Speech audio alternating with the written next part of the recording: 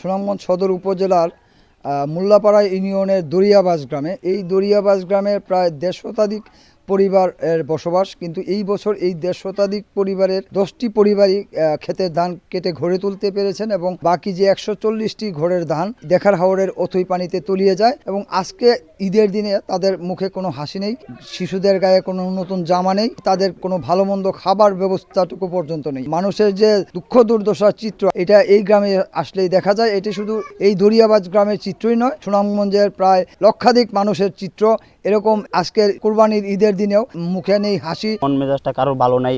এই যে সবার ধান তোলে নিয়ে গেছে, কেমনে মন ভালো থাকবো? মাংস খাওয়ার মতো তো পরিস্থিতি খেরোই না, কিভাবে থাকবে? ধানে উঠে আনতে পারতেছে না। 1 কেজি আনতে গেলে 1000 টাকা লাগে। তুমি 1000 টাকা জোগাড় করে না খাইতাম পারবো? 1000 টাকা জোগাড় করে না খাইও না। একটা কাপড় চোপড় আনতে পারছি না, একটা বাজারও গরম নাই, খাবার দাবার নাই, আমরা ফুরান্তা দিয়ে ধরি কি ধরি।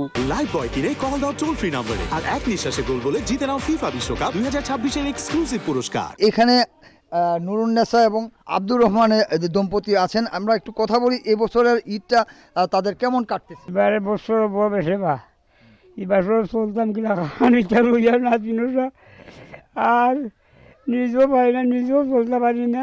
90 বছর বয়সের এই প্রবীণ ব্যক্তির কথা, তার পরিবারের মোট 8 জন সদস্য রয়েছেন। তিনি বলেছেন যে গেল 5 বছর যাবৎ তারা গরুর মাংস দিয়ে যে ভাত গেল 5 বছর যাবৎ তারা খেতে পারেননি, কারণ গরুর মাংস কেনার সামর্থ্য তাদের নাই। সেই দুঃখটা এখনো বয়ে বেড়াচ্ছেন। এই ছিল সুনামগঞ্জের দরিয়াবাজ গ্রাম থেকে কোরবানির ঈদের সবশেষ খবর। হিমাদ্রি শেখর ভদ্র, সময় সংবাদ, সুনামগঞ্জ।